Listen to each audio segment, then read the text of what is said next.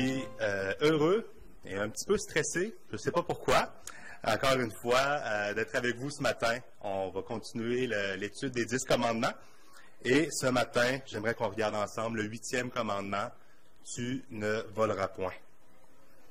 Alors, j'aimerais simplement lire avec vous les 3 questions-réponses qu'on retrouve dans le catéchisme qu'on traverse depuis déjà le début de l'année, et après quoi, nous allons prier. Question 126. Quel est le 8e commandement? Tu ne commettras pas de vol. Question 127. Que Dieu défend-il dans le 8e commandement? Dans le 8e commandement, Dieu défend non seulement le vol et le pillage que punit le magistrat, mais aussi tous les mauvais moyens et desseins par lesquels nous essayons de nous emparer du bien de notre prochain. Que ce soit par violence, tricherie, comme par des faux poids, de fausses mesures, de faux métrages, fausses marchandises, fausses monnaies, par usure, ou par tout autre moyen défendu par Dieu. Il nous interdit aussi toute avarice et tout gaspillage de ses dons. Dernière question, 128. Que Dieu te demande-t-il alors dans ce commandement? Dans ce commandement, Dieu me demande de rechercher autant qu'il est en mon pouvoir ce qui est utile à mon prochain, d'agir envers lui comme je voudrais qu'on agisse envers moi, et de travailler fidèlement afin de pouvoir secourir ceux qui manquent du nécessaire. Comme on avait vu à plusieurs reprises, ce n'est pas simplement ce qui est interdit, mais aussi ce que Dieu nous demande à travers ce commandement-là. Je vous invite à prier avec moi. Seigneur, notre désir ce matin et pour toujours, c'est d'être des témoins fidèles de ta parole. Sanctifie-nous par ta parole. Convainc-nous de nos péchés récalcitrants, les péchés qui peuvent se cacher subtilement dans les recoins de notre cœur. Façonne-nous de plus en plus à l'image de ton Fils. Sois glorifié dans nos vies et à jamais. Amen. Et donc, comme je disais tout à l'heure, lorsqu'on lit les questions-réponses, on remarque clairement 2 côtés de la médaille. Ce que Dieu nous interdit, voler, piller, l'extorsion, l'avarice, et ce que Dieu nous demande de faire, donc travailler fidèlement pour venir en aide à ceux qui ont des besoins. Et donc, c'est avec cette logique-là que j'aimerais aborder le thème du vol en 2 points, simplement ce que Dieu nous interdit et ensuite ce que Dieu nous demande. Et donc, Dieu nous interdit premièrement de voler et piller. Et la différence, en fait, c'est que le pillage, c'était une pratique à l'époque qui était très pratiquée lorsqu'une armée s'approchait d'un village et volait systématiquement tous les biens des perdants. Et donc, c'est une pratique qui existe encore dans certains pays où les guerres sont encore présentes, lorsqu'une armée s'approche et ramasse tout. Ce n'est pas nécessairement quelque chose qu'on va faire seul, c'est un vol en équipe, on pourrait dire, un vol de tous les biens. Et pour ce qui est du vol en soi, là, la définition est beaucoup plus large. Il y a plusieurs manières de voler. On peut voler tout simplement des biens matériels à autrui. Donc, on voit un cellulaire, on le prend, on voit de l'argent, on le prend, tout simplement. Mais on peut également voler à notre employeur. Qui ont déjà entendu l'expression « voler du temps ». Donc, on est supposé travailler et à la place, on fait tout autre chose. Ou bien, on est supposé travailler 40 heures, mais on comptabilise un petit peu d'heures supplémentaires pour arrondir les fins de mois. On peut voler aussi en utilisant un service pour lequel on n'a pas payé. Confession, lorsque j'étais jeune et pas sauvé, j'avais l'habitude avec des amis de rentrer au cinéma, payer le premier billet, ensuite essayer de me faufiler dans d'autres salles de cinéma. Donc, j'écoutais d'autres films sans nécessairement les avoir payés. Donc, c'est un vol, effectivement. On peut également voler par omission. Ici, l'idée, c'est, supposons qu'on est à une caisse et qu'on ne se fait pas facturer certains items et qu'on s'en rend compte, au lieu de le dire simplement, « Ah, je pense que j'avais oublié de facturer cet article », on garde le silence. C'est une forme de vol. dans la déclaration d'impôt. Et donc, je n'ai pas besoin, je crois, de donner des exemples de vol. Je suis certain que dans votre cœur, vous avez certains exemples que je n'ai pas nommés qui ressortent. On s'en rend compte lorsque nos intentions sont mauvaises. On s'en rend compte lorsqu'on est en train de faire quelque chose qui ressemble à du vol. Et donc, alors que j'étudiais ce thème-là dans la Bible, j'ai réalisé très rapidement que dans l'Ancienne Alliance, c'était un péché qui était puni très sévèrement. Il y avait des sanctions qui pouvaient aller jusqu'à l'esclavage, voire même la mort dans certains cas, pour une personne qui était surprise en train de voler. Et laissez-moi simplement vous lire Exode 22, les 2 premiers versets. « Si un voleur est surpris en train de commettre un vol avec effraction, qu'il soit frappé et qu'il meure, on ne sera pas coupable de meurtre envers lui. Toutefois, si le soleil est levé, on sera coupable de meurtre envers lui. Un voleur devra faire une restitution, mais s'il n'a rien, il sera vendu pour rembourser son vol. » Donc, c'est assez sévère.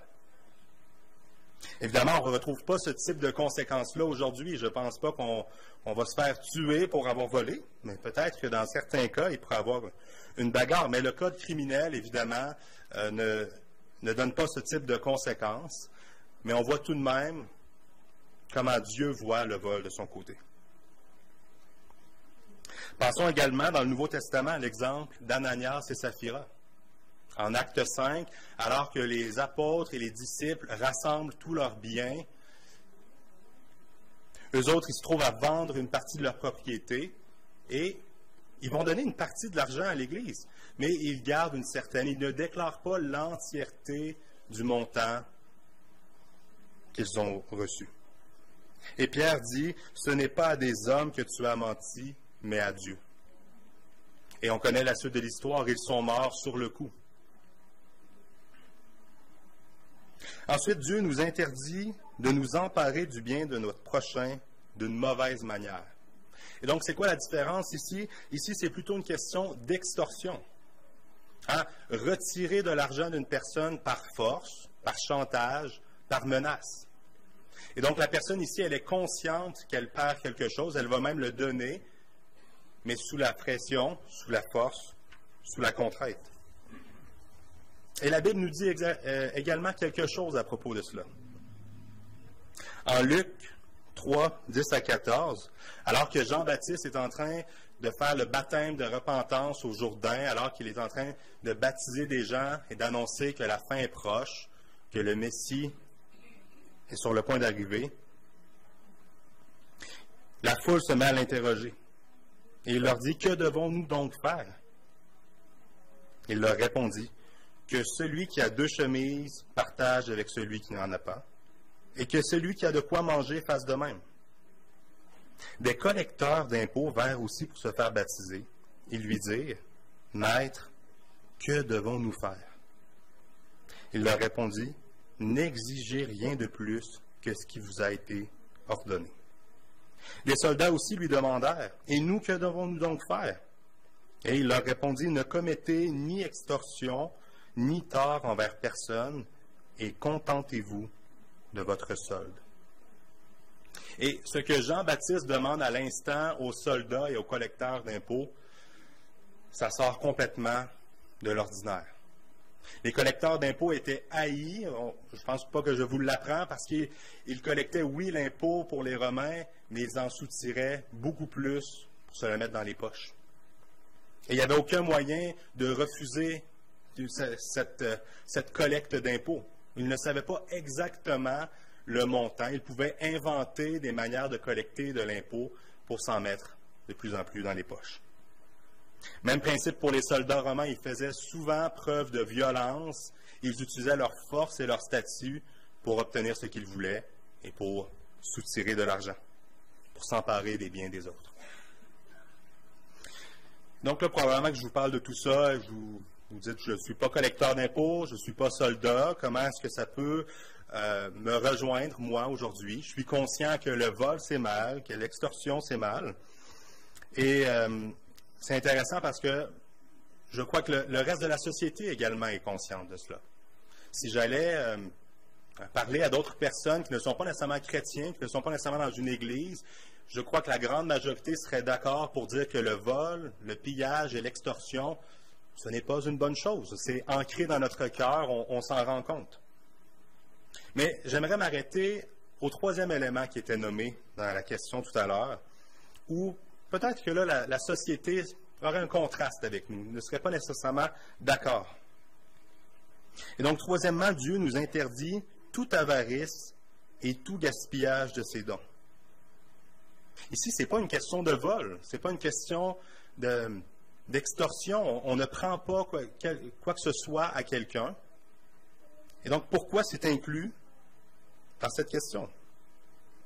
On ne prend pas les biens matériels de quelqu'un, mais on se met à les convoiter. Et au lieu de se contenter de ce que nous avons, de ce que Dieu nous a donné, on cherche à en avoir davantage. Que ce soit une nouvelle voiture de l'année, nouveau cellulaire, nouveaux vêtements et, évidemment, plus d'argent dans notre compte en banque. Parfois, on se met à dépenser de l'argent, et même des fois de l'argent qu'on n'a même pas, par des biens personnels ou une carte de crédit, pour des biens matériels qui ne répondent même pas à un besoin particulier. On va se créer un besoin, on va regarder les annonces, on va dire « ça, j'ai besoin de ça ». Et là, on va se mettre à se convaincre dans notre cœur « j'ai réellement besoin de ça ». Ça va m'amener tellement plus de confort. Et là, ce n'est plus un besoin, c'est plutôt rendu un désir. Et l'avarice rentre, on doit trouver une manière pour faire plus d'argent, on doit trouver une manière pour obtenir ce bien-là. Et voici ce que Paul nous dit encore une fois face à ce comportement-là de toujours désirer plus.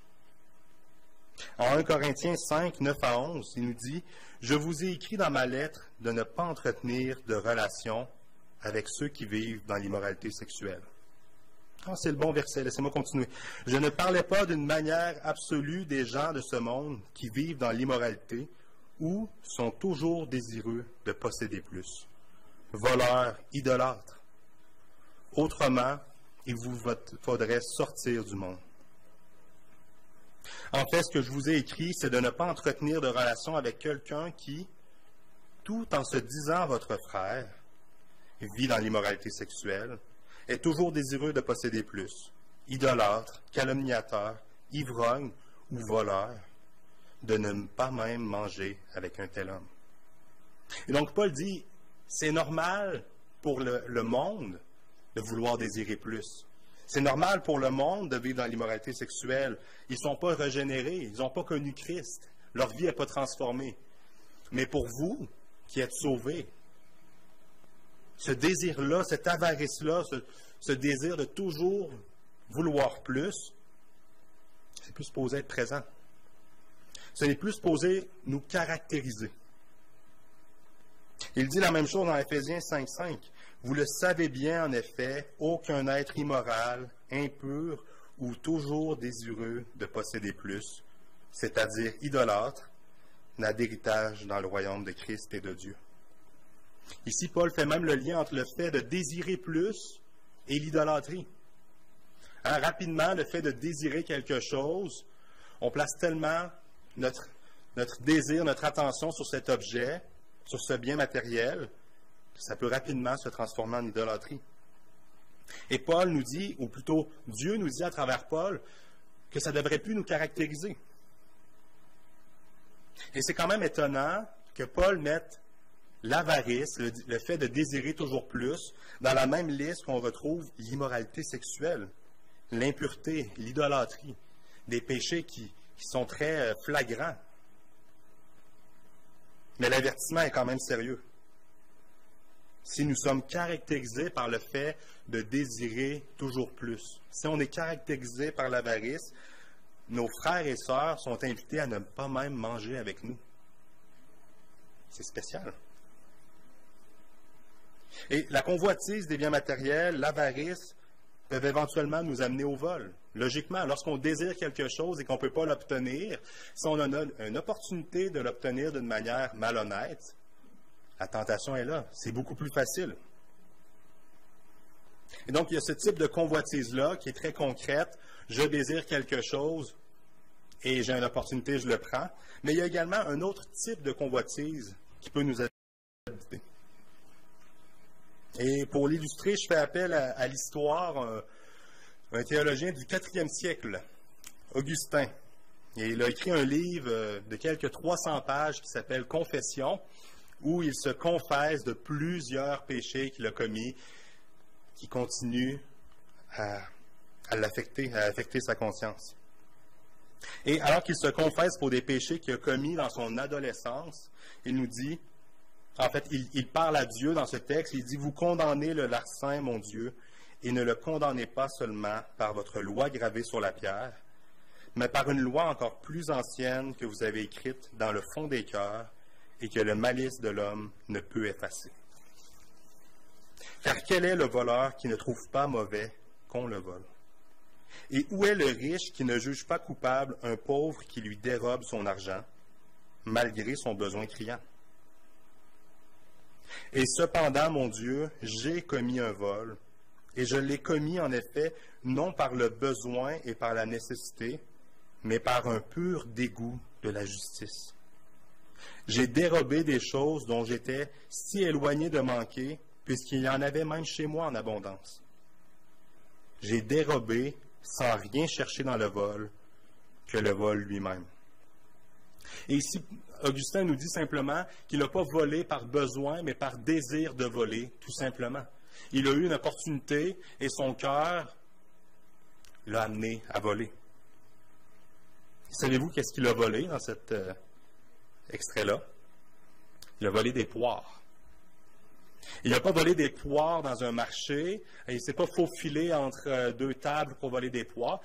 Il a volé des poires dans un poirier. Comme si on voyait un pommier, il prenait des pommes, et des années plus tard, il se sent coupable. Et ces poires-là, ce n'était même pas pour les manger, mais pour les donner aux cochons, selon l'histoire. Mais ici, ça peut sembler un vol innocent, et Augustin connaît son cœur.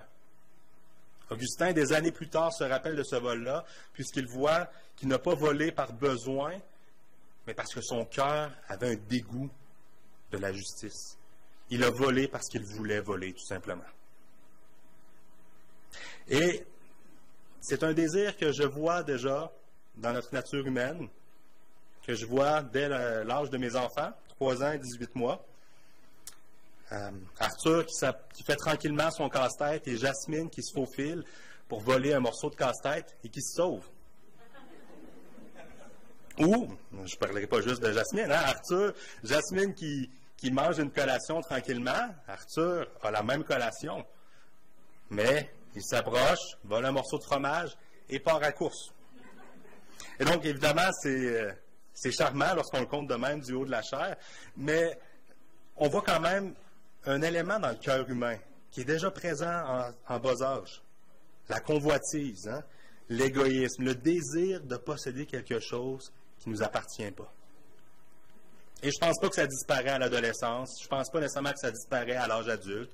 Je pense que c'est tout le temps quelque chose avec quoi on peut lutter.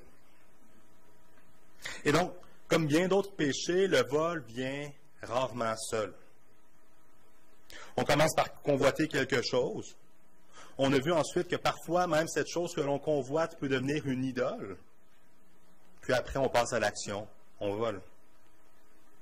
Et après, on peut être appelé à mentir pour cacher notre vol. Dans des cas plus extrêmes, on peut finir par blesser, voire tuer quelqu'un pour ce vol. Pensons à un vol à l'étalage qui tourne mal, un braquage de banque qui tourne mal. Et donc, ça part d'une convoitise et les conséquences peuvent être très graves par la suite. Un autre problème qui est lié avec ce péché, c'est que la grande majorité du temps, c'est fait en secret. Et souvent, on ne se fait pas prendre le premier coup. Et ça devient de plus en plus facile de voler. On finit par comprendre comment on peut s'y prendre sans que ça cause trop de problèmes. Notre conscience est facilement étouffée en disant « je ne fais pas vraiment de mal à personne, là, je vole le gouvernement ou je vole quelque chose, ils font tellement d'argent, moi je prends juste une petite somme. J'en ai plus besoin qu'eux.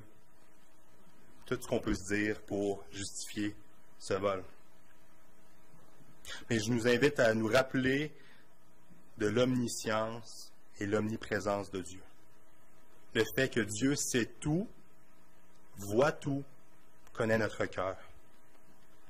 Il est partout. Et c'est le psaume de David, 139, les versets 1 à 12, qui nous illustre très bien cette réalité. Psaume de David, « Éternel, tu me sondes et tu me connais. Tu sais quand je m'assieds et quand je me lève. Tu pénètres de loin ma pensée. Tu sais quand je marche et quand je me couche, et tu pénètres toutes mes voies. Car la parole n'est pas sur ma langue que déjà, ô Éternel, tu la connais entièrement. Tu m'entoures par derrière et par devant, et tu mets ta main sur moi. Où irai-je loin de ton esprit, et où fuirai-je loin de ta face? Si je monte aux cieux, tu y es, et si je me couche au séjour des morts, t'y voilà. Si je prends les ailes de l'aurore et que j'aille habiter à l'extrémité de la mer, là aussi ta main me conduira et ta droite me saisira. Si je dis, au moins les ténèbres me couvriront, la nuit devient lumière autour de moi. Même les ténèbres ne sont pas obscures pour toi. La nuit brille comme le jour et les ténèbres comme la lumière. » Et ici, on voit vraiment le fait qu'on ne peut pas se cacher de Dieu. Alors, question 128, que Dieu te demande-t-il alors dans ce 8e commandement? Dans ce commandement, Dieu me demande de rechercher, autant qu'il est en mon pouvoir, ce qui est utile à mon prochain, d'agir envers lui comme je voudrais qu'on agisse envers moi, de travailler fidèlement afin de pouvoir secourir ceux qui manquent du nécessaire. Et donc, à première vue, ce que je trouve particulièrement intéressant dans cette petite énoncé-là, c'est que ça se trouve à être 3 actions et non pas un comportement passif qu'on est appelé à avoir. Ce sont des choses concrètes qu'on est appelé à faire. Et donc, il ne suffit pas de simplement éviter le vol, éviter le pillage, éviter de gaspiller les dons de Dieu, mais on doit faire des choses concrètement. Hein? On doit rechercher autant qu'il est dans notre pouvoir ce qui est utile à notre prochain. On doit agir envers lui comme on voudrait qu'il agisse envers nous.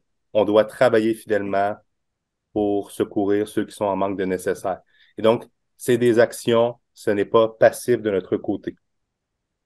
Et j'aimerais regarder justement avec vous cette première action-là cet énoncé-là nous parle. Rechercher ce qui est utile à mon prochain. Et ceux qui ont leur Bible, je vous inviterai à prendre avec moi Ésaïe 58, les versets 6 à 10. Ésaïe 58, versets 6 à 10. Voici le genre de jeûne que je préconise. Détacher les chaînes dues à la méchanceté, dénouer les liens de l'esclavage, renvoyer libres ceux qu'on maltraite. Mettez fin aux contraintes de toutes sortes. Partage ton pain avec celui qui a faim et fais entrer chez toi les pauvres sans foyer. Quand tu vois un homme nu, couvre-le. Ne cherche pas à éviter celui qui est fait de la même chair que toi. Alors ta lumière jaillira comme l'aurore et ta restauration progressera rapidement. Ta justice marchera devant toi et la gloire de l'Éternel sera ton arrière-garde. Alors tu appelleras et l'Éternel répondra. Tu crieras et il dira, me voici. Oui, si tu t'éloignes du milieu de toi, la contrainte, les gestes menaçants et les paroles mauvaises, si tu partages tes propres ressources avec celui qui a faim, si tu réponds aux besoins de l'opprimé, ta lumière surgira au milieu des ténèbres et ton obscurité sera pareille à la clarté de midi. L'Éternel sera constamment ton guide. Il répondra à tes besoins dans les endroits arides et il redonnera des forces à tes membres. Tu seras pareil à un jardin bien arrosé, à une source dont l'eau n'arrête jamais de couler. Et donc, l'idée ici est assez forte, hein. Dieu ne nous demande pas simplement de ne pas voler, mais vraiment de venir en aide à ceux qui sont vulnérables. Et dans cette situation-là, on est dans une situation où les gens sont nus, les besoins de base ne sont pas répondus, ils n'ont pas de vêtements, ils n'ont pas d'endroit où habiter, ils n'ont pas de nourriture. Et il dit, ne cherche pas à éviter celui qui est fait de la même chair que toi. Je trouve ça assez frappant comme phrase. Et on voit après toute la promesse qui est rattachée à cette action-là, à ce comportement-là, le fait de partager nos biens, le fait de rechercher ce qui est utile à notre prochain. Ça nous dit au verset 11, l'Éternel sera constamment ton guide. Hein, au verset 9, au verset 8, l'Éternel sera ton arrière-garde. Et donc, on voit ici qu'il y a cette action euh, que nous, on fait, mais il y a l'Éternel qui est à l'arrière de nous et qui nous soutient, alors même que nous, on donne de notre surplus ou même des fois de notre nécessaire. Et de manière beaucoup plus courte, dans l'épître de Paul aux Philippiens, Philippiens 2,4, probablement que Stéphane pourrait nous le citer par cœur, mais que chacun de vous, au lieu de regarder à ses propres intérêts, regarde aussi à ceux des autres. Encore une fois, ici, les mots utilisés, je les trouve particulièrement intéressants. Au lieu de regarder à ses propres intérêts, on regarde à celui des autres. Donc, le texte ne nous dit pas de simplement euh, répondre à tous nos besoins, répondre à tous nos désirs, et avec le petit surplus potentiel qui pourrait rester, là, de regarder à qui on peut distribuer ce reste. Mais avant de regarder à nos propres intérêts, avant de regarder à nos propres désirs, de regarder aussi à ceux des autres. Et donc, je pense qu'il y a des belles leçons ici dans la manière où on gère notre argent. On avait discuté très brièvement dimanche, par manque de temps, le gaspillage des dons.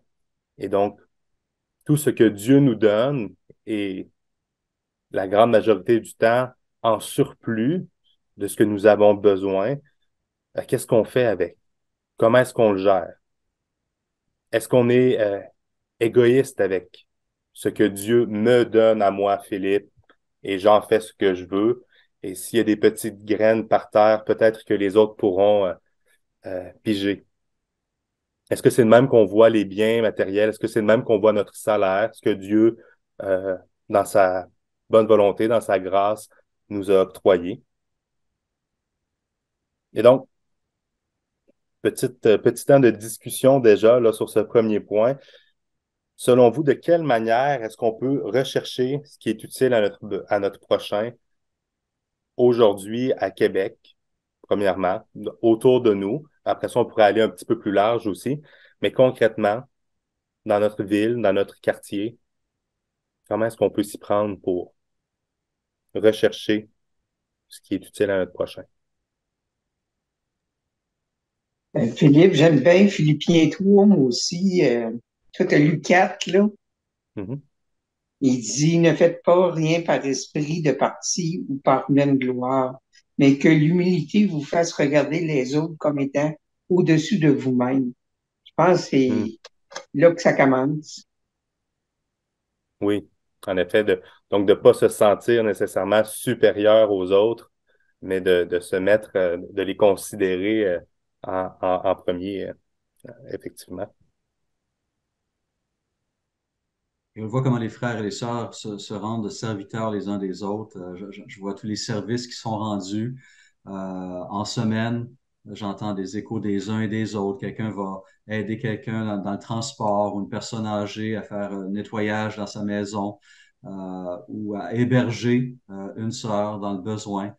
Il y a tellement de façons entre nous de bénir notre sœur et notre frère et je le vois en action à Renaissance et c'est Mm. vraiment encourageant. Effectivement.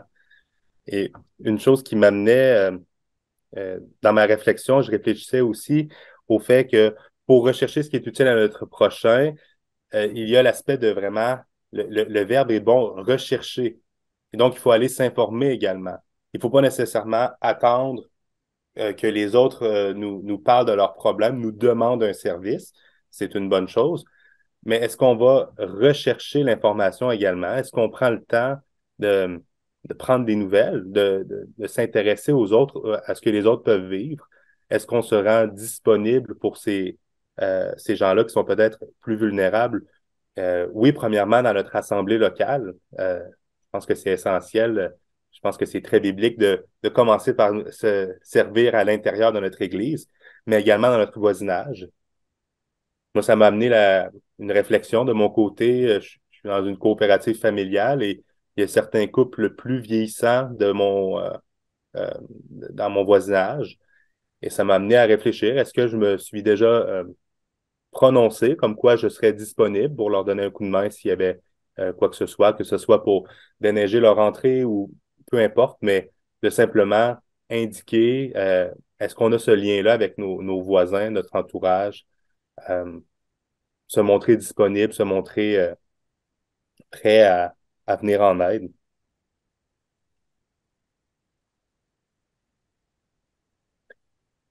Et donc, ça va un petit peu par là. En fait, j'allais demander justement qui est notre prochain. Et évidemment, la question a été posée à Jésus. Euh, et ce que je trouve intéressant dans la parole, c'est comme plusieurs cercles qui s'agrandissent. Je crois qu'on est appelé à servir en premier lieu notre famille, notre Église, mais ça ne devrait pas non plus se limiter à cela, que ce soit dans nos services ou dans nos dons ou quoi que ce soit. Je crois qu'on peut élargir notre réseau également. Et Peut-être si donc, je peux faire une remarque, c'est que oui, la notion biblique du prochain est très riche et très dynamique dans ce sens-là. mm, Le prochain, ça peut être vraiment la personne avec laquelle on est habitué d'être proche, mais n'importe qui croise notre chemin peut devenir à ce moment-là notre prochain et où on a une responsabilité de le considérer aussi comme notre prochain à ce moment précis où on est en contact avec. Donc il y a mm. cette flexibilité, cette notion de prochain que j'aime beaucoup. Oui, c'est intéressant. Comme la parabole du Samaritain qui croise, en tout cas, on connaît l'histoire, c'est pas nécessairement prévu pour ce soir, mais on connaît donc cette histoire où notre prochain, c'est la personne qu'on croise sur le chemin, qui est en besoin en ce moment-là, bien précis. Et puis je crois ce qui était aussi Oui. intéressant, c'est de vraiment de se rappeler que tout ce qu'on a, enfin autant matériel, mais aussi le temps et comme Stéphane l'a écrit dans le courriel, au niveau des ressources, c'est un don, ça nous appartient pas. Mm. On oublie si facilement, parce qu'on prend les choses pour acquis. Et puis, c'est ça, de premièrement pas les gaspiller, mais être proactif et puis voir comment je peux rechercher l'intérêt des autres. Mais pour ça, il faut vraiment que je reste conscient que c'est vraiment un don, tous ces différents aspects dans ma vie et on l'oublie si facilement. Ouais. Effectivement, on a travaillé pour, on dit, ah ben c'est mon dû, hein, c'est mon argent que j'ai amassé ou c'est mon argent que j'ai économisé, j'ai fait des sacrifices pour mettre de l'argent de côté. Mais c'est tout par grâce, effectivement. Et donc, permettez-moi de simplement continuer. Il y aura deux autres temps de discussion. Je ne vais pas vous retenir trop longtemps non plus. Et donc, le deuxième élément qu'on retrouve là, dans la question 128, ça se trouve à être agir envers mon prochain comme je voudrais qu'on agisse envers moi. Ça, c'est une phrase qu'on entend très souvent dans le monde. On peut trouver ça, une petite phrase là, sur Facebook ou d'autres réseaux sociaux. Hein. Faites ce que c'est ça, agissez envers les autres comme vous voudriez que les autres agissent envers vous. Mais je ne sais pas s'ils sont tous conscients que c'est un texte biblique, c'est un principe biblique à la base. En Oui. Matthieu 7, 12, Jésus nous dit, tout ce que vous voudriez que les hommes fassent pour vous, vous, excusez-moi, vous aussi faites-le de même pour eux, car c'est ce qu'enseigne la loi et les prophètes. Et donc ici, c'est pas une question de... Il n'est pas question ici du karma, que certaines personnes pourraient dire, à travers lesquelles nos bonnes actions pourraient éventuellement attirer des bonnes faveurs de notre côté, un bon karma, euh, comme quoi la vie nous rendrait un peu ce que l'on a semé. Évidemment, c'est pas le cas, puisqu'ici, il n'est pas promis que les autres personnes vont nécessairement bien agir envers nous. Ici, ça dit, agissez, excusez-moi, je vais le relire. Tout ce que vous voudriez que les hommes fassent pour vous, vous aussi faites-le de même pour eux. Et ce n'est pas écrit car eux autres aussi le feront pour vous. C'est écrit car c'est ce qu'enseigne la loi et les prophètes. Et donc, c'est pas parce qu'on veille sur les autres personnes ou qu'on prend soin d'une personne vulnérable que cette personne-là, plus tard, va nécessairement nous rendre l'appareil lorsque nous, on sera vulnérables. Et donc, c'est quoi notre motif en arrière de cette action-là? C'est quoi notre motif en arrière du fait de prendre soin des autres? Est-ce qu'on le fait pour attendre quelque chose en retour ou on le fait simplement par amour, parce que Dieu nous a aimés en premier? Et ici, j'aimerais vous lire une histoire biblique qu'on connaît très bien, que les enfants apprennent aussi très tôt dans leur enfance. C'est l'histoire de Zachée, le collecteur d'impôts, en Luc 19, 1 à 10. Et donc, on connaît bien l'histoire, mais j'aimerais ici qu'on note le changement dans le cœur de Zachée à la rencontre de Jésus. Luc 19, versets 1 à 10. Jésus était entré dans Jéricho et traversait la ville. Or, un homme riche appelé Zachée, chef des collecteurs d'impôts, cherchait à voir qui était Jésus, mais il n'y parvenait pas à cause de la foule, car il était de petite taille. Il courut en avant et monta sur un sycomore pour voir Jésus, parce qu'il devait passer par là. Lorsque Jésus fut arrivé à cet endroit, il leva les yeux, le vit et lui dit, « Zachée, dépêche-toi de descendre, car il faut que je m'arrête aujourd'hui chez toi. » Zachée s'empressa de descendre et l'accueillit avec joie. En voyant cela, tous murmuraient en disant, « Il est allé loger chez un homme pécheur. » Mais Zachée, se tenant devant le Seigneur, lui dit, « Seigneur, je donne aux pauvres la moitié de mes biens, et si j'ai causé du tort à quelqu'un, je lui rends le quadruple. » Alors Jésus dit à son propos, « Le salut est entré aujourd'hui dans cette maison, parce que lui aussi est un fils d'Abraham. En effet, le Fils de l'homme est venu chercher et sauver ce qui était perdu. » Et donc, en lisant le texte, je suis toujours divisé dans la manière que je dois interpréter en raison des temps de verbes qui sont utilisés dans la réponse de Zachée. Lorsqu'il dit, excusez-moi, lorsqu'il dit, « Seigneur, je donne aux pauvres la moitié de mes biens, et si j'ai causé du tort à quelqu'un, je lui rends le quadruple. » Et je voulais avoir votre avis un peu, comment de votre côté vous expliquez le changement d'attitude de Zachée?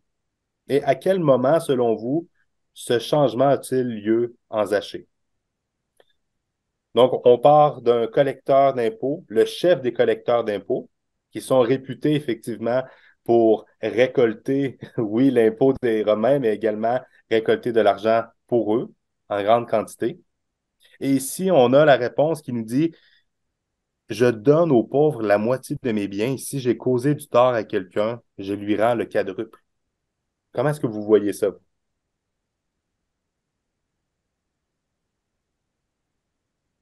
De voir, une chose qui me frappe dans ce texte-là, c'est de voir Jésus qui lui dit, je dois demeurer chez toi aujourd'hui.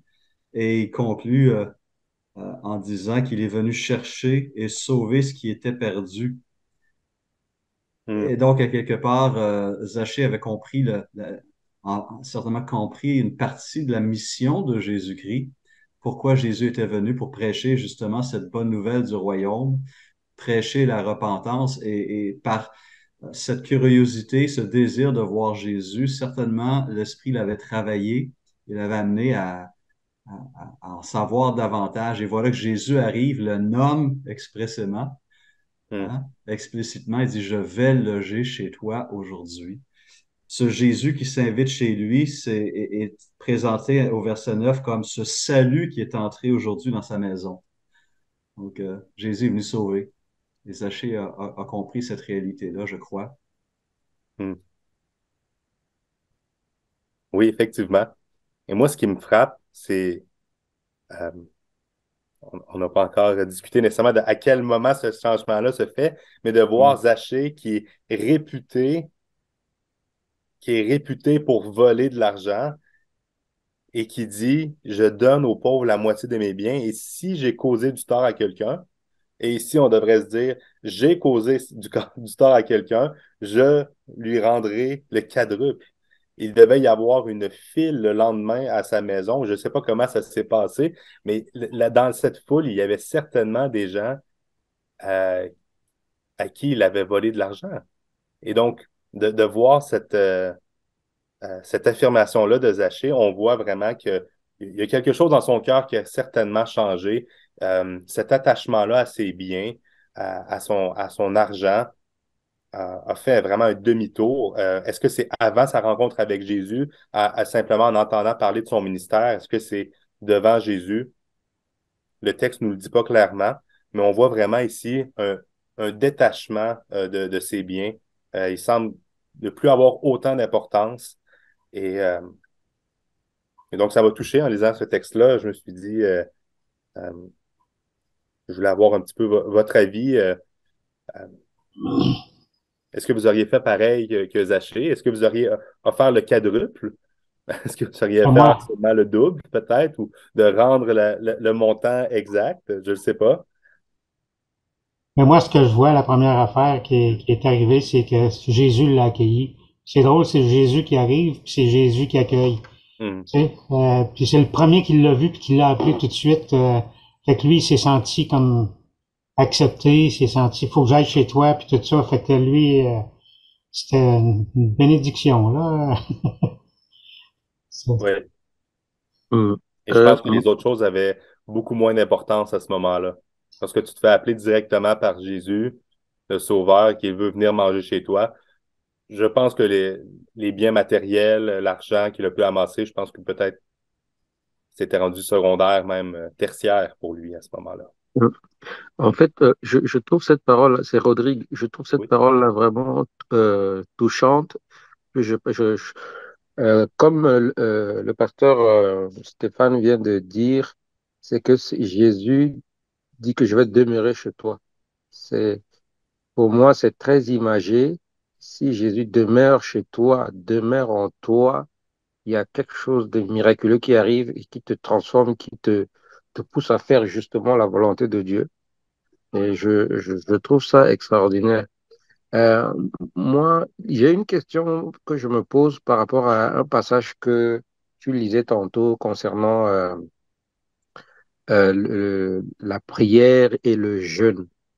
C'est-à-dire que les conditions que Dieu puisse exaucer nos vœux, euh, par exemple, faire du bien à ceux qui nous ont fait du mal ou bien euh, essayer de respecter en tout cas la volonté de Dieu.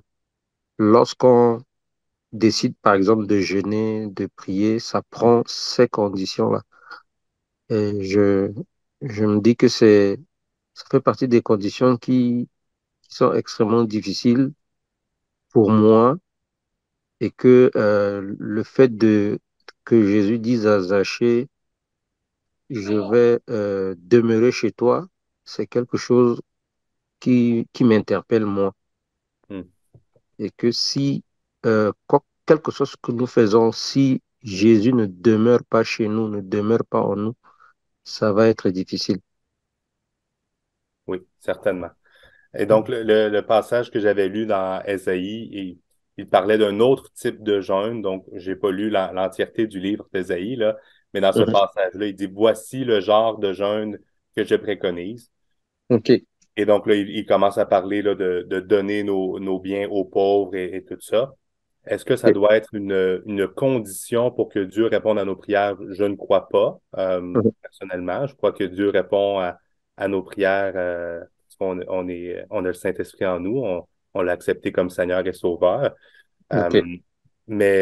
Oui, donc l'importance de prier, l'importance, comme tu l'as mentionné, que Jésus habite en nous, ben, je crois qu'effectivement, c'est un prérequis, que le Saint-Esprit habite en nous, qu'on soit régénéré.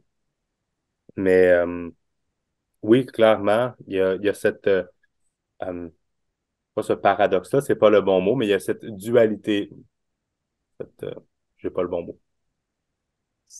L'aspect de prier et également la souveraineté de Dieu qui va agir, qui a un plan pour nous prédéterminé. Ça n'empêche pas, ça n'enlève pas l'importance de prier, ça n'enlève pas l'importance d'aller devant lui.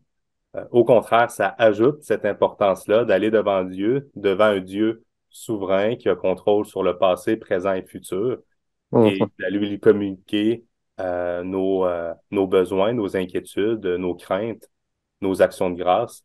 Je pense que c'est riche. Plus qu'on réalise à quel Dieu on prie, je crois que plus on peut placer notre confiance réellement. Et c'était intéressant aussi, Rodrigue, ce que tu disais tout à l'heure ben, c'est ce que le commentaire que Stéphane a donné, que peu importe ce qu'on peut bien demander à Dieu, sachons qu'il peut répondre infiniment plus grand, il peut nous donner infiniment plus ce que nous disons, ce que nous pensons. C'est un Dieu infini que nous prions. Donc, c'est renversant quand on y pense. Merci. Je vais simplement continuer avec la dernière aspect qui est nommé à la question 128, qui nous dit simplement de travailler fidèlement pour secourir ceux qui manquent du nécessaire. Et donc ici, encore une fois, là, il y a cette action-là. Il doit y avoir un petit peu de sueur qui tombe de notre front. On doit travailler fidèlement pour secourir ceux qui manquent du nécessaire. Et laissez-moi simplement vous lire Acte 20, 35. Acte 20, verset 35. En tout, je vous ai montré qu'il faut travailler ainsi pour soutenir les faibles et se rappeler les paroles du Seigneur Jésus, puisqu'il a lui-même dit, il y a plus de bonheur à donner qu'à recevoir. Éphésiens 4, 28 va dans la même branche un petit peu, que celui qui volait cesse de voler, qu'il se donne plutôt la peine de travailler honnêtement de ses propres mains pour avoir de quoi donner à celui qui est dans le besoin. Et un peu plus tôt dans le passage d'Éphésiens 4, au verset 20 à 24, Paul nous dit qu'en Christ, nous avons été dépouillés du vieil homme. Hein, donc, c'est une image qu'il utilise pour nous dire qu'on a été dépouillés du vieil homme qui se corrompt par les convoitises trompeuses et qu'on a été revêtus de l'homme nouveau, créé selon Dieu dans une justice et une sainteté que produit la vérité. Et donc, il y a ici l'image d'une régénération. Nous étions un vieil homme et on a été dépouillés, on a revêtu l'homme nouveau. Et ensuite, Paul, il dit, à cause de cette action-là qui s'est passée dans votre vie, à cause de cette régénération-là, que celui qui volait cesse de voler. Et non seulement ça, qu'il se donne plutôt la peine de travailler pour maintenant donner de son surplus à ceux qui sont dans le besoin. Et donc, c'est Dieu qui nous donne cette capacité-là, c'est Dieu qui donne la capacité aux voleurs de ne plus voler, et c'est lui aussi qui lui donne la capacité de travailler honnêtement pour donner à son prochain dans le besoin. Et ici, il y a donc un changement du cœur et du comportement qui est possible uniquement par l'action du Saint-Esprit, qui est possible uniquement par la régénération. Dieu demande à son peuple, à ceux qui sont rachetés, à ceux qui sont régénérés, de travailler fidèlement pour venir en aide à ceux qui sont dans le besoin. Ce texte-là, Éphésiens 4, est une belle illustration de ce double vérité dans les 10 commandements. Non seulement on interdit un mauvais comportement, mais en interdisant un mauvais comportement, on ordonne implicitement son opposé à faire le bien. Pas juste ne pas faire le mal, mais faire le bien. Pas juste ne pas tuer, mais préserver la vie. Pas Mhm. juste ne pas mentir, mais dire la vérité. Constamment, ces deux volets sont là et ici, c'est bien dit. Je ne vais pas prendre ce qui appartient à l'autre, je vais prendre ce qui m'appartient pour aider l'autre. Exact. Et c'est vraiment la vérité qui est basée sur bon, tout ce que Paul a dit avant en Éphésiens. Évidemment, on ne partira pas là-dessus, je vais en parler longtemps, mais simplement en Éphésiens 4, 20 à 24, il part sur cette base que nous avons été dépouillés. Donc, il y a cet aspect de notre vie qui n'est plus, qui a été enlevé et maintenant on a été revêti. Donc, qu'on ne vole plus, mais maintenant qu'on travaille fidèlement, qu'on ne mente plus, mais maintenant qu'on dise la vérité, effectivement. Et donc, ce changement-là, oui, il y a une action de notre côté, il y a certainement un effort pour briser certaines habitudes qu'on a pu avoir dans le passé. Il doit y avoir de notre côté justement un effort et certaines précautions à prendre. Si on était caractérisé par le vol, il y a certaines marches à suivre possiblement pour se protéger de rechutes. Mais il ne faut pas oublier tout l'aspect en arrière de l'action du Saint-Esprit qui agit à travers nous et qui rend ce travail-là possible, qui rend cette sanctification-là possible. Et avant de discuter, j'aimerais lire un dernier texte en 1 Timothée 6, 1 Timothée 6, les versets 17 à 19. Et c'est Paul qui parle à Timothée, évidemment, et qui donne certaines directives. Au verset 17, il dit, « Aux riches de ce monde, ordonne de ne pas être orgueilleux et de ne pas mettre leur espérance dans des richesses incertaines, mais dans le Dieu vivant qui nous donne tout avec abondance pour que nous en jouissions. Ordonne-leur de faire le bien, d'être riches en belles œuvres, de se montrer généreux, prêts à partager. Ils s'assureront ainsi en guise de trésor de bonnes fondations pour l'avenir, afin de saisir la vie éternelle. » Donc ici, dans le texte, il est question des richesses incertaines de ce monde. Du jour au lendemain, ici sur Terre, on peut tout perdre. Je ne veux pas nécessairement tomber dans des scénarios catastrophiques, mais un feu peut renverser complètement notre maison et on peut tout perdre. On peut faire un accident, on peut perdre notre santé, on peut perdre notre travail, on peut perdre un voleur peut venir et dépouiller nos biens.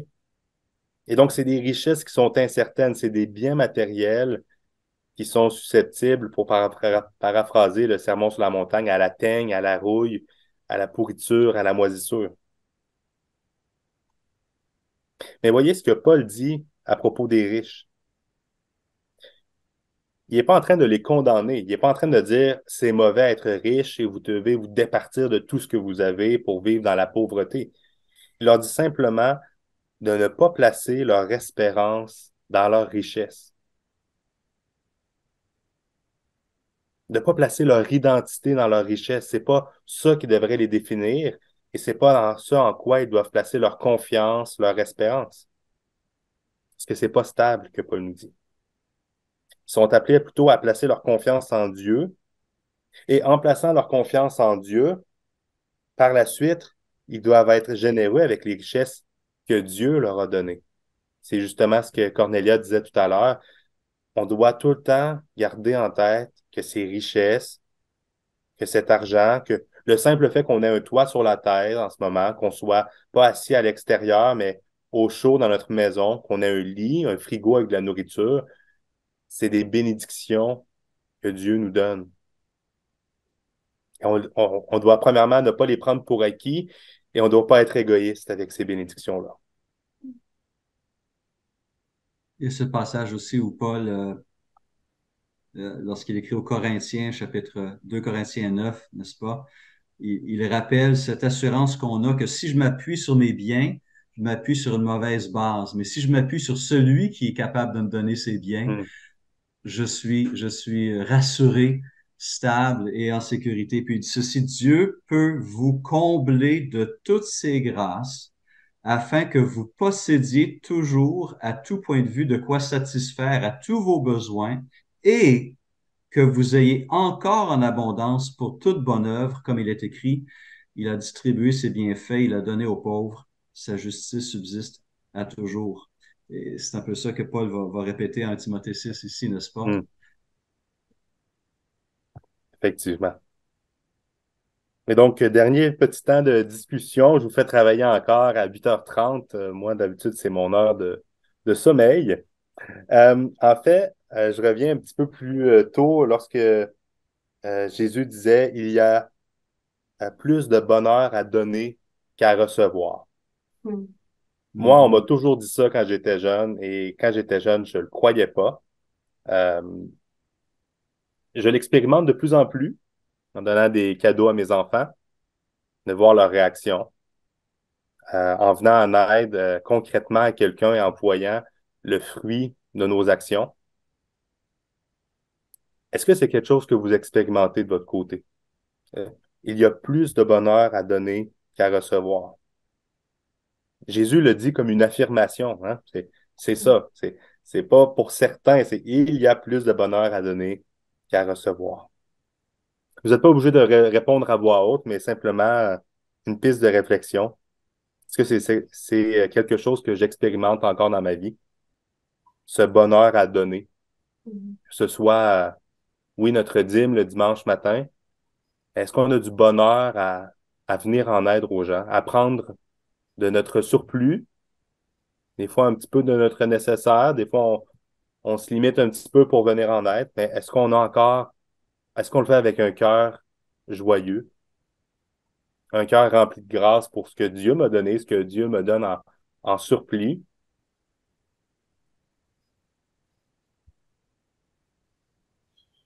Ben, moi, ce qui me vient à l'esprit dans ce que tu dis, puis ça, c'est vraiment une joie de partager les dons qu'on a, que ce soit des musiciens, des gens de la chorale, et puis pour le peuple de Dieu, de partager ces dons-là là, pour le bien-être du peuple de Dieu, là, que ce soit en comptabilité, en tout cas selon les dons que le Seigneur nous donne, qu'on les rend disponibles au peuple de Dieu.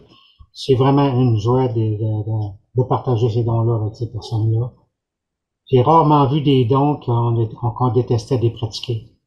Mhm. C'est une très belle application, effectivement. Euh, Certaines personnes sont bénies avec un surplus monétaire et d'autres sont bénies avec des capacités dans différents dons. Et effectivement, est-ce qu'on est égoïste avec ça? Est-ce qu'on veut le pratiquer pour notre propre plaisir et de manière égoïste, ou on est prêt à prendre de notre temps et le partager aux autres, sacrifier une partie de notre temps pour servir le peuple, pour servir autour de nous? Effectivement. Une façon avec laquelle on peut lire aussi Paul qui nous présente un peu ce que le Seigneur attend de nous en termes de chrétiens pour pouvoir communiquer et partager l'amour. Il parle aussi, il y a cette expression de dispensateur, de différentes grâces de Dieu. Et il va dire, ce qu'on demande à chaque dispensateur, c'est qu'il soit trouvé fidèle. Là, il parlait certes du ministère, mais ça nous permet de voir de manière globale que nous sommes un peu comme des intendants d'un certain nombre de grâces que Dieu communique au monde. Ça peut être des dons spirituels que Dieu nous donne et nous sommes des dispensateurs des grâces que Dieu, au travers, Dieu dispense ses grâces au travers de nous. Et de la même manière, même quand Dieu donne des richesses, je pense que une façon de considérer aussi, c'est que nous sommes les intendants des biens de Dieu. Parce que comme tu le disais, Philippe, ce sont des biens qui peuvent partir à tout moment. Pourquoi? Parce que c'est Dieu qui est souverain pour les donner à qui il veut. Et de cette manière, quand Dieu nous les donne, c'est parce qu'il voudrait que nous soyons ceux qui sont comme ces intendants par rapport au monde.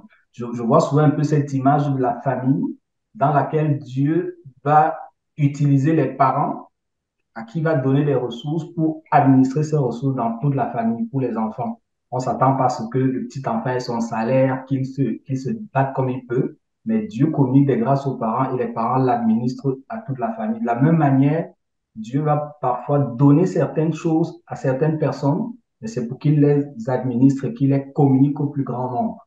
Ça peut être de l'argent, ça peut être un talent, ça peut être un don, ça peut être quelque chose de particulier. Et vraiment, nous sommes des intendants des différentes grâces de Dieu. Et le Seigneur se sert de nous pour pouvoir les communiquer. Très intéressant. Très vrai. Une belle application également. Et alors Jérémie a levé que, la main. Oui, il y avait quelqu'un qui levait la main. Oui, Barthélemy. Ah, oui, en fait, ce que j'aimerais ajouter, c'est à partir de ce que Théophile vient de dire, que nous sommes indépendants, des gestionnaires des biens de Dieu. Mais en fait, la parole est claire, à l'Éternel la terre, elle renferme le monde et ceux qui l'habitent. Nous appartenons à l'Éternel et tout ce que nous avons appartient à l'Éternel. Mais l'autre aspect que je veux partager, c'est le fait d'être reconnaissant de pouvoir partager ce que nous avons comme don, comme bien aux autres. C'est d'être reconnaissant au Seigneur de pouvoir le faire. Hmm. Oui, C'est ça, il effectivement. y aurait intéressant les psychologues, quand ils parlent de résilience, ce sera une des parties qui va améliorer. Ils disent que c'est un aspect qui va améliorer la résilience, de partager. Et pourquoi? Parce que justement, ça, ça augmente la reconnaissance. Alors, je trouve que c'est incroyable que c'est ça, les psychologues décrivent quelque chose que Dieu, depuis toujours, nous a enseigné, de cette générosité, parce que ça nous fait du bien, parce que ça nous rend plus reconnaissants envers Dieu, et puis on se détache aussi des choses, qui autrement prennent toute la place. Hmm. Ouais. Alors, je trouve juste intéressant je trouve que c'est un clin d'œil que Dieu nous fait. On montre, mais voyez, après, c'est des gens qui étudient la psychologie, qui découvrent, soi-disant, des choses que la Bible a toujours enseignées, et ça m'émerveille. Oui, clairement. Et en effet, c'est une des... Moi, la façon dont, ouais, Wow, excuse-moi, vas-y, il n'y a pas de problème. la façon dont je vois plus de bonheur à donner qu'à recevoir, c'est dans le sens que quand on partage nos dons spirituels au Seigneur, donc c'est sûr que le Seigneur prend plaisir, puis ça contribue à l'œuvre du Seigneur. Donc, c'est la raison pour laquelle il faut qu'on partage toujours ces dons spirituels et que ce soit si on a quelque chose qui est vraiment, qu'on pense qui est vraiment excellent, que on pourrait apporter, que ce soit à l'Église, dans notre communauté. Donc, on n'hésite pas de partager ça. Mais aussi de partager aussi nos dons au Seigneur parce que ça contribue à l'avancement de l'œuvre du Seigneur. Et surtout, il y a un texte dans Malachie chapitre 3, verset 10, et apporter à la maison du trésor toutes les dîmes et les offrandes afin qu'il y ait de la nourriture dans ma maison. Et il continue, mettez-moi de la sorte à l'épreuve et vous verrez si je n'ouvre pas pour vous les écluses des cieux. Donc, c'est important à ce que nous puissions toujours partager ce que nous avons au Seigneur. Et il y a peut-être deux choses que je vois. Le fait que quand on donne pour espérer sans rien recevoir en retour.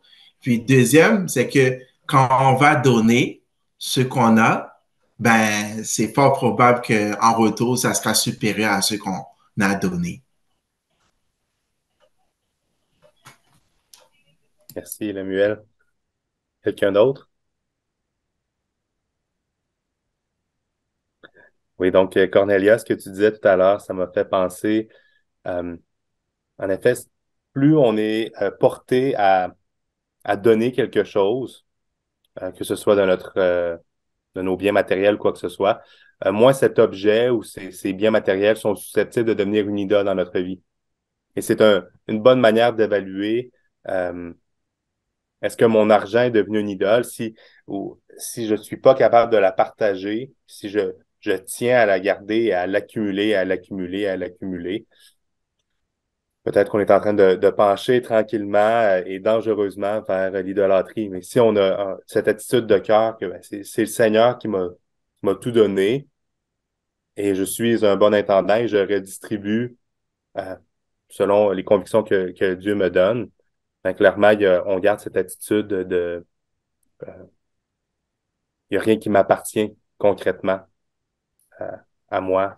Je n'ai pas à être égoïste avec ce que j'ai puisque je suis simplement, Dieu m'a appelé à le gérer de manière fidèle. Et j'aimerais simplement terminer avec un passage qui porte à réflexion. Et je me demande si on serait tous capables, moi personnellement, ça me confronte et ça me travaille depuis déjà plusieurs années. J'aimerais voir avec vous si on serait capable de faire nôtre les paroles qu'on retrouve en Proverbe 30, les versets 7 à 9. Et Stéphane sourit il me l'a partagé lui-même il y a environ 2 ans.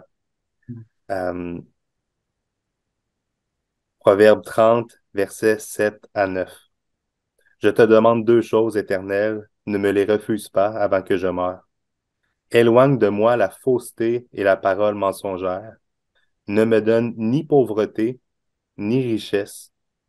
Accorde-moi le pain qui m'est nécessaire, de peur que dans l'abondance, je ne te renie et ne dise, qui est l'Éternel?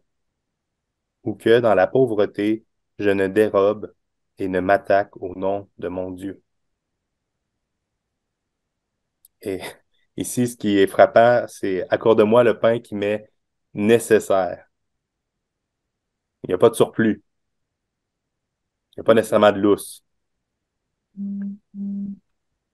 Donc, est-ce que on est capable de faire nôtre cette prière? Et il dit vraiment avec force, hein, je te demande 2 choses et ne me les refuse pas avant que je meure. Et donc, c'est une requête qu'il fait avec ferveur à l'Éternel. Ne me donne ni pauvreté ni richesse.